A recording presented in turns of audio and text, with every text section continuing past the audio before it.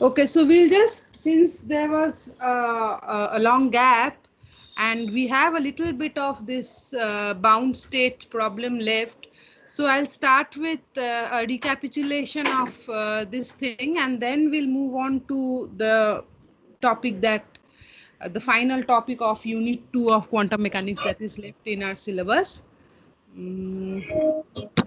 So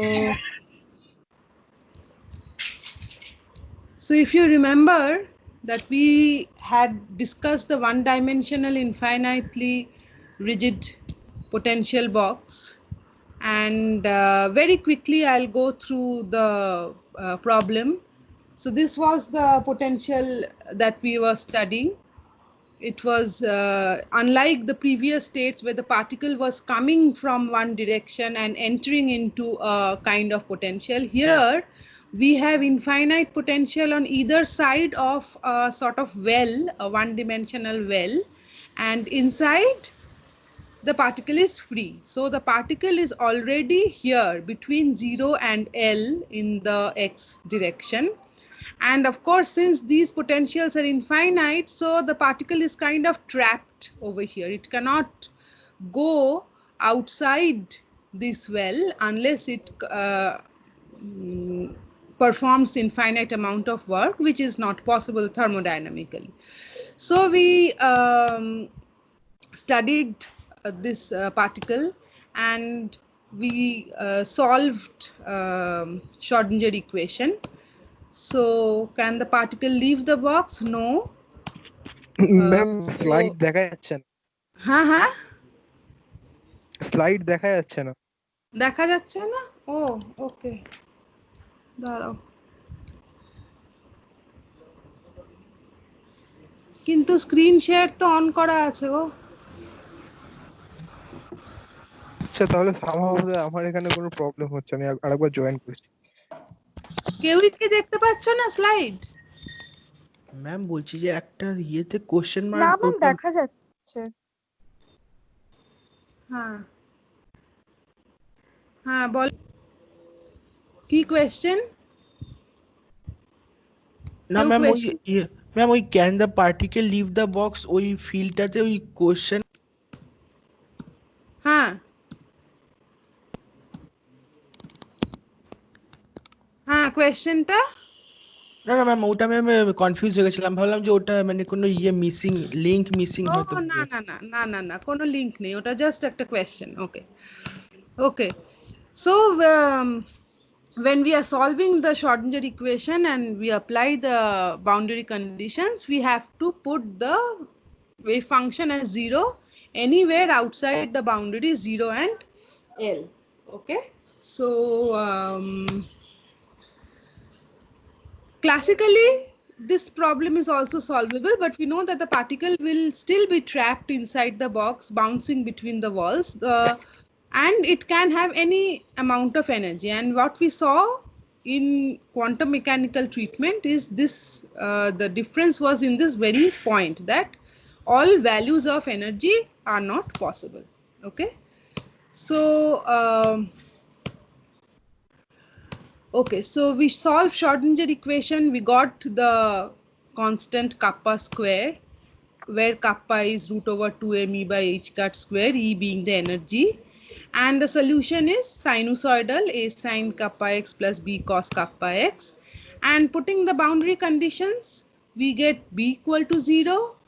So wave function is a sine kappa x, and then putting the other boundary conditions at x equal to L, sorry, this will be sine KL, we got, of course, a cannot be equal to 0 because that would lead to a non-existent wave function.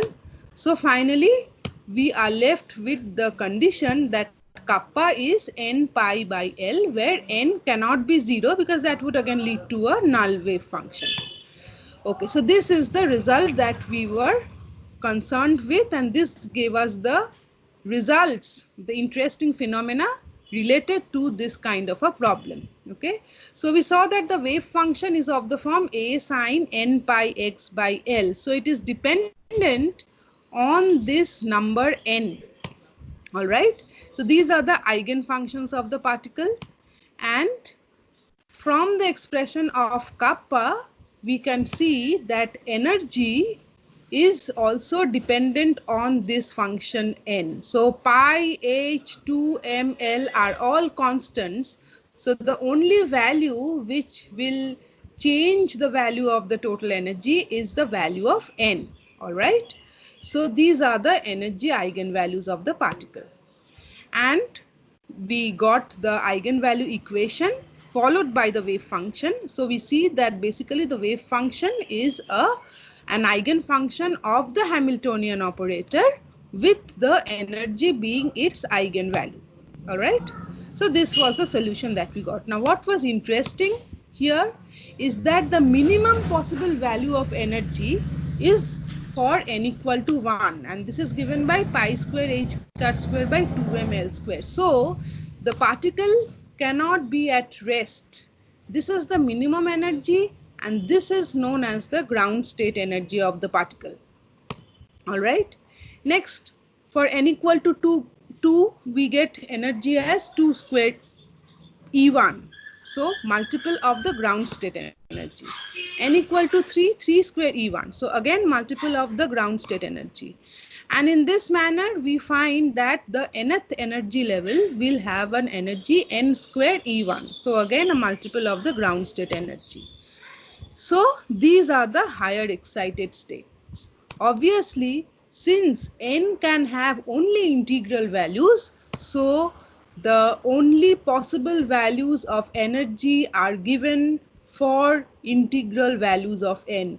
No other values of energy in between are allowed. So this is the first time we see that energy cannot have any possible value.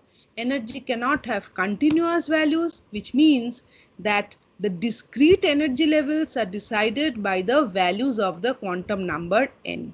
Okay, so for the first time we are face to face with quantization of energy. In no earlier problems where the particle was coming from a particular direction did we face this. We did not encounter quantization in any earlier problem. So the fact that the particle is trapped inside the box and the quantum mechanical treatment leads to this quantization of energy. Okay.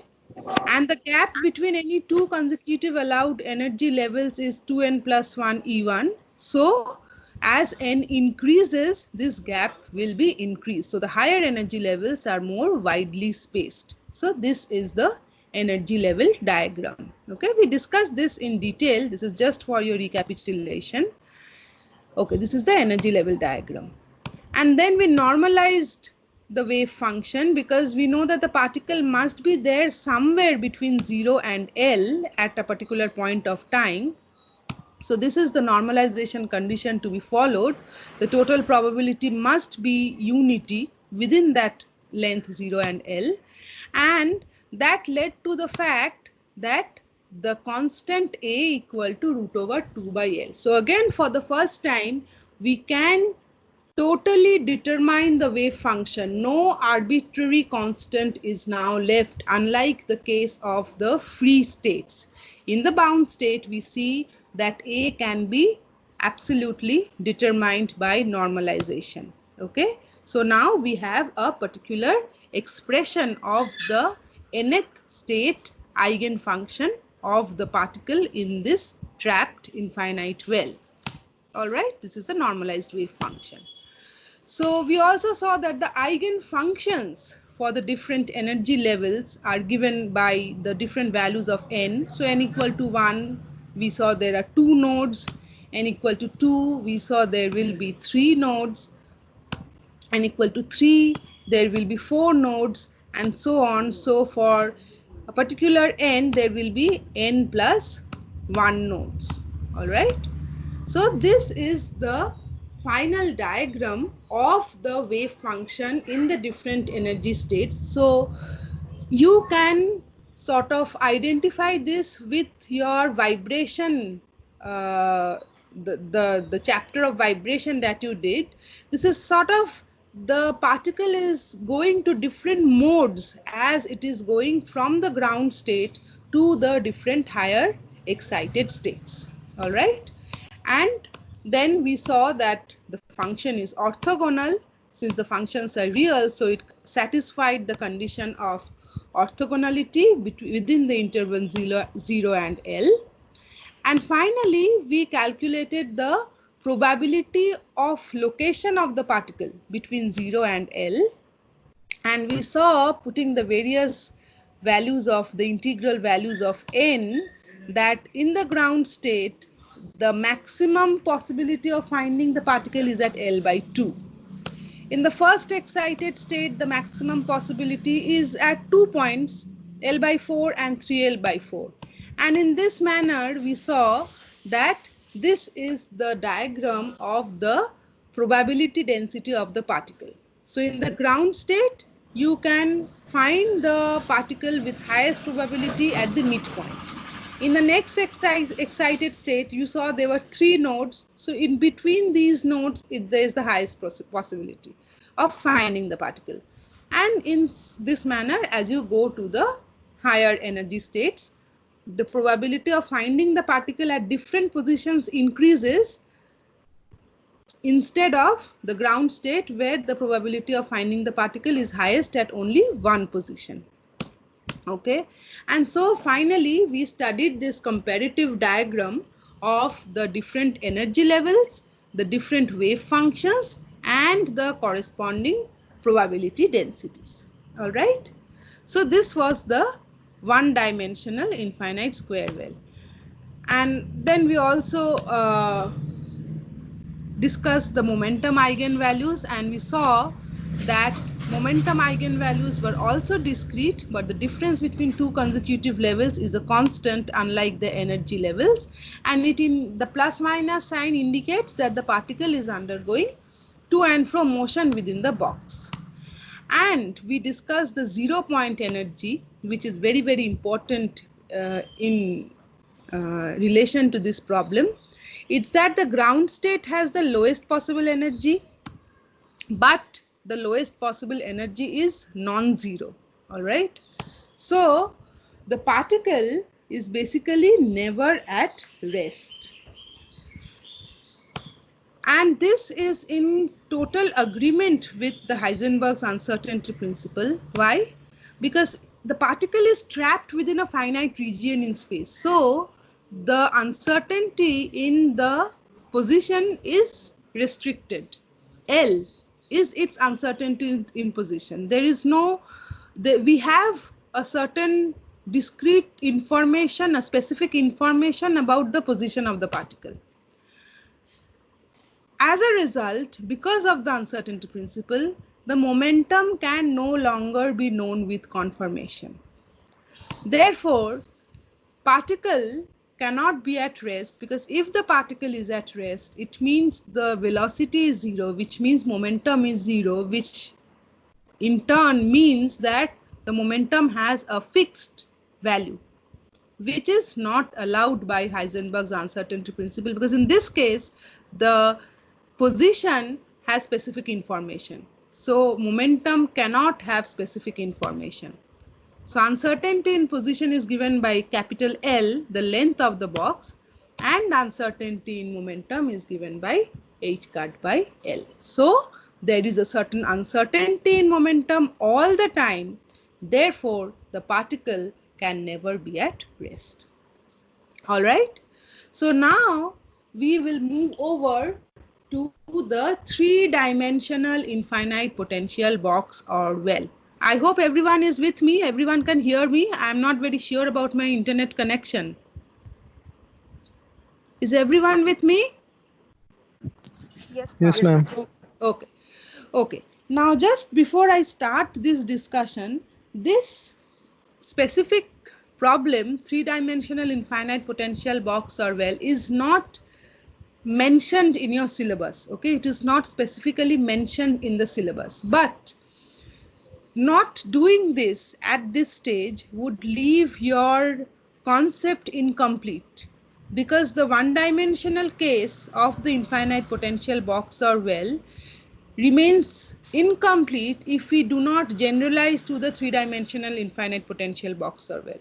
So I am not sure whether there are going to be questions from this part, but this particular problem is just a continuation of the one-dimensional problem, and it won't be a very it won't be very difficult for you to understand, but it will introduce to us a new concept which will be very, very important for us in order to go over to the next part of the module, where that concept will be required to study certain other parameters. All right, so I'm doing this. I don't know whether there will be questions from here, but it is important for you to know at this stage of the syllabus. All right, okay, so the three-dimensional potential box is just an extension of the one-dimensional box, only now we have the box extended in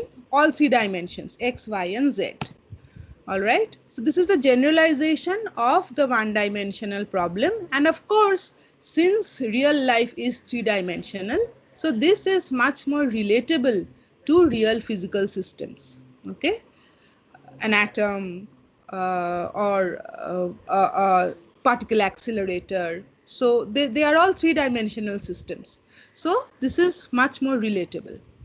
So the potential is like this. We are considering non-relativistic motion of a particle of mass m, and the lengths of the three sides are A, B, and C along the x, y, and z directions. All right, and the potential, as you can see, is 0 inside the box, that is between 0 and A, 0 and B, 0 and C. The potential is 0, and it is infinite everywhere else. Okay, and the particle is inside this box. So earlier it was only moving between 0 and L. Now it will perform a three-dimensional motion between 0 and A, 0 and B, 0 and C. So its motion will now be three-dimensional. All right, inside the box it's a force-free region, V equal to 0. So Schrodinger equation, now the three-dimensional Schrodinger equation, will be of this form. We have already done this in one of our earlier classes, only we replace the d2 dx2 by the Laplacian operator del square. We write down the Laplacian, we expand the Laplacian, and the Schrodinger equation becomes like this. And then, as you know, we apply separation of variables technique. We write psi as a product of three functions of x, y, and z, and therefore the Schrodinger equation can be written in this form. And I'm not going into the detail of calculation. You already know this from your differential equations knowledge. Only the constants, instead of 1 kappa, is now kappa x square, kappa y square, and kappa z square.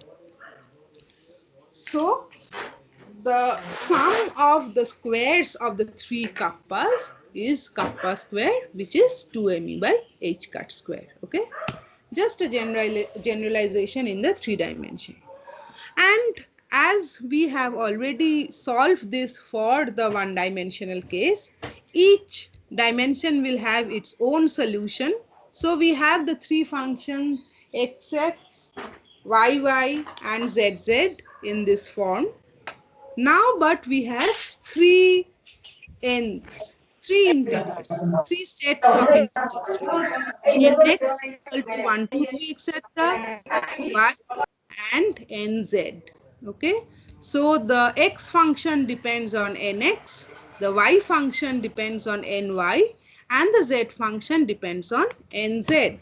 All right, and therefore the total wave function is a product of these three functions, which upon normalization will give me this result. Okay, very simple.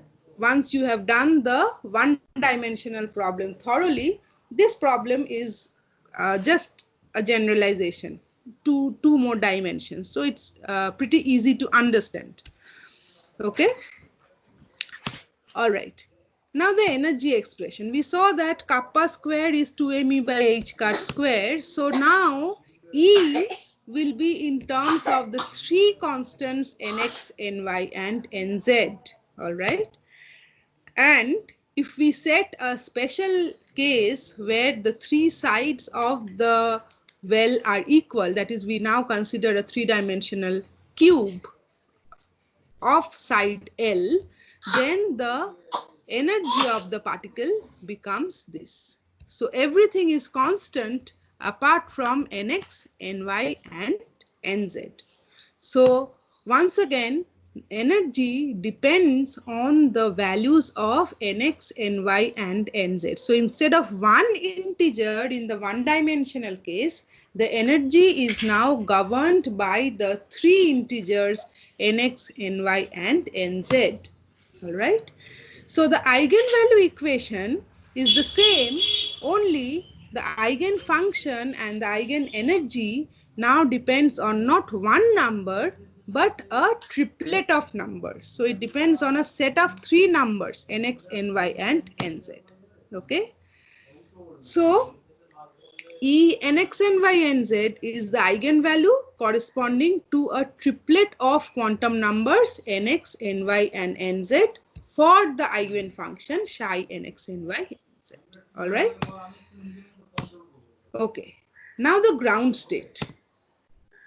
Minimum energy, we know that the ground state corresponds to the minimum energy and it is obtained for nx, ny and nz equal to 1, giving E111 equal to 3 pi square h cut square 2 ml square. All right. This is obtained for nx equal to ny equal to nz equal to 1. And the next higher energy state, therefore, will be obtained if you increase any one of the three integers. Okay. So from here, the real essence of this problem begins. First of all, for the ground state, you need all the three integers to be 1. None of them can be 0 because if you go back to the expression of the wave function, I want the wave function. See, the wave function is a product of three sine functions. Each of them contain nx, ny and nz. So if any one of these quantum numbers becomes 0, the wave function will become 0. So under no conditions can any one of the numbers become 0. So the ground state is not given if any one of the state is 1 and the others can be 0. All three of them have to be 1 in order to obtain the ground state. This is very, very important. Okay. None of the constants can under any circumstances become 0 because that would lead to a 0 value of the wave function. Okay. So the ground state is given by E111, that is for nx equal to nz equal to ny equal to 1. Now when you want to go to the next higher state, you can increase any one of the numbers. The others are 1. If you increase any one of the quantum numbers by 1, then you go to a higher excited state because the energy will be more than the ground state. Okay, this is very, very important. You have to understand this very neatly. Why? To go to the next higher energy state, we do not need to increase all the quantum numbers because just by increasing any one of them, we get a higher value of the energy. So that gives us the next excited state. Okay. So increasing any one of the quantum numbers by 1 will give me the next higher energy state. Okay. And suppose I increase nx by 1. So the energy now becomes E211 and the value becomes 6 pi square h cut square by 2 ml square. So it is greater than E111. So this is the next higher energy state. All right. Now comes the second trick. This same value is also true if you increase either ny or if you increase just nz. So if you increase either nx by 1 or ny by 1 or nz by 1, you get three different energy expressions: E211, E121, E112. But the value of the energy is same, 6 pi square h cut square by 2 ml square. Okay. But this energy E211 corresponds to the wave function psi 211. E121 corresponds to the wave function psi 121. And E112 corresponds to the wave function psi 112. So, the three different quantum states, psi 211, psi 121, and psi 112, all three have the same value of the eigenenergy. Can someone tell me what this is called? When more than one state have the same eigenvalue, what do we call that state? Does anybody have an idea? Will someone please unmute and tell me what this is? Anyone?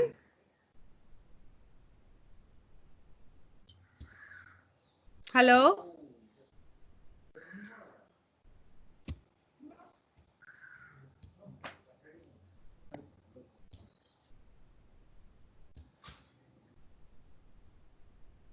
I hope the call is on. I hope all of you can hear me.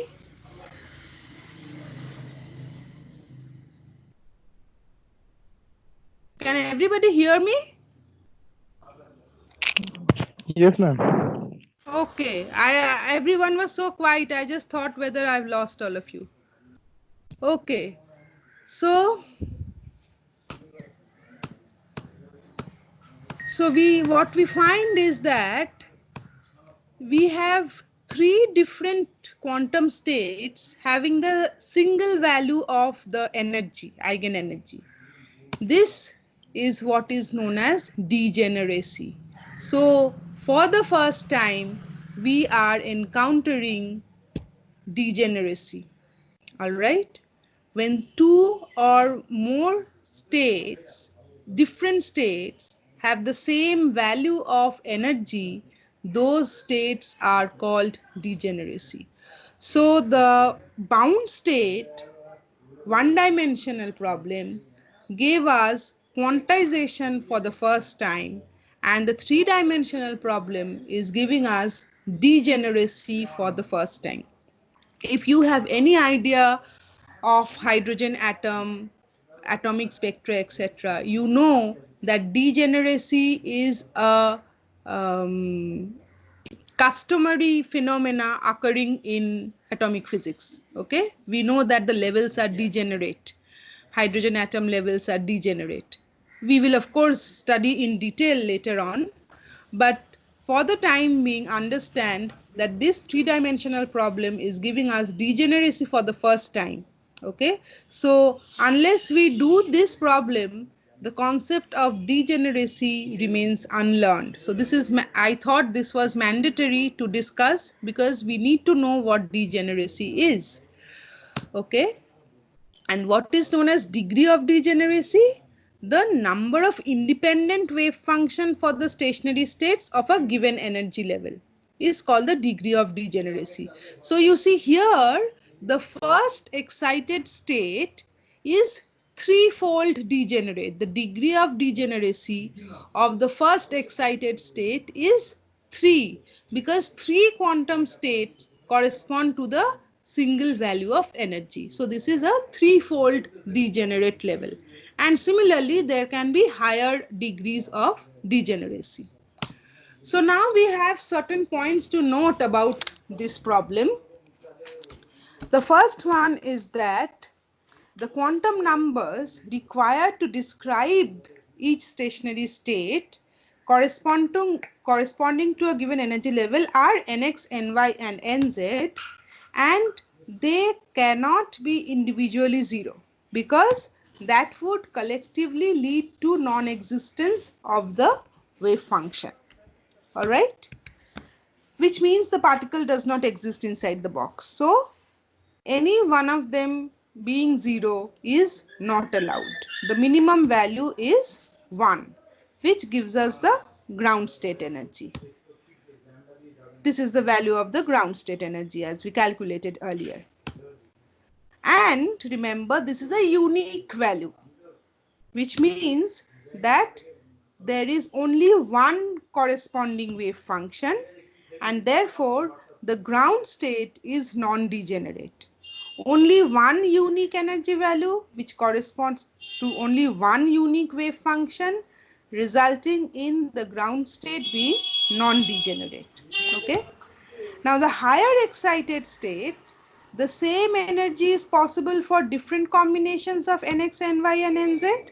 So different stationary states belonging to different wave functions will have the same eigenvalue, which means that the higher energy states are degenerate. Okay, so degeneracy, quantization we already encountered in the one-dimensional problem.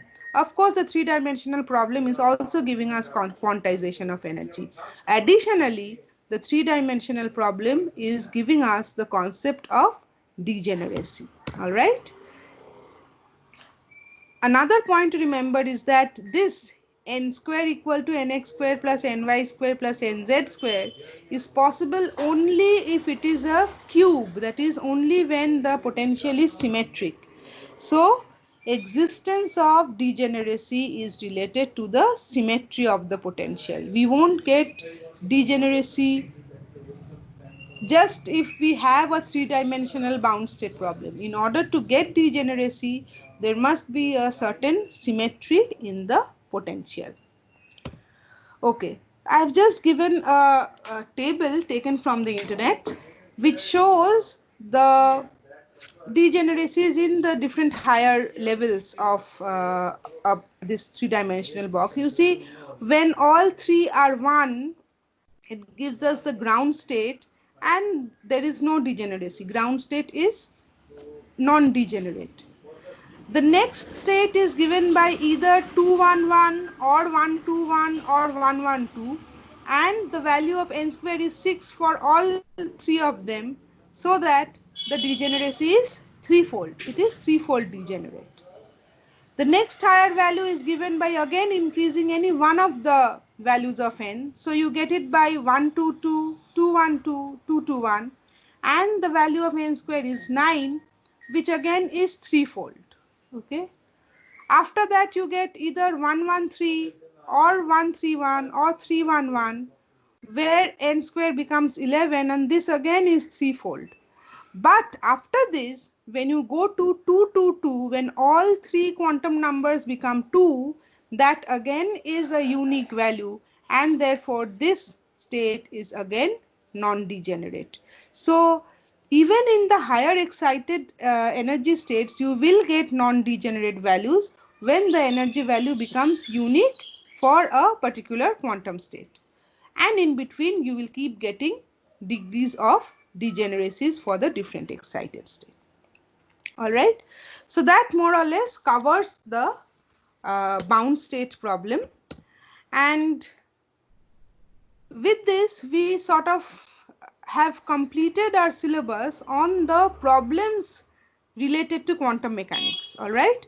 Just for a quick review, this is what we have done till now. Before this, we studied Schrodinger equation, we studied the time development of the probability current density, we had the concept of probability current density, and as a application of those concepts, we studied these problems by applying Schrodinger's equation, the free states, free particle step potential, potential barrier, and the bound states.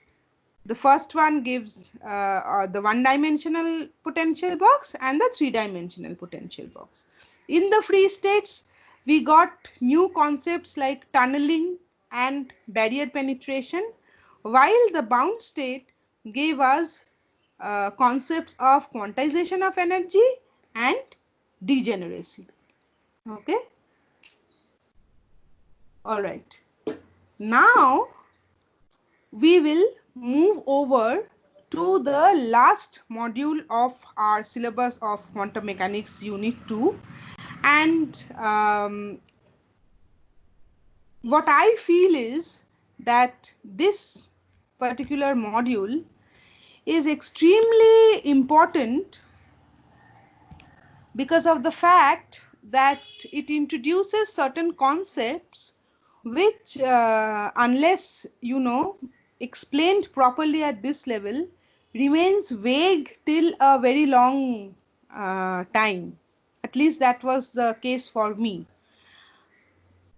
Personally, for me, I had done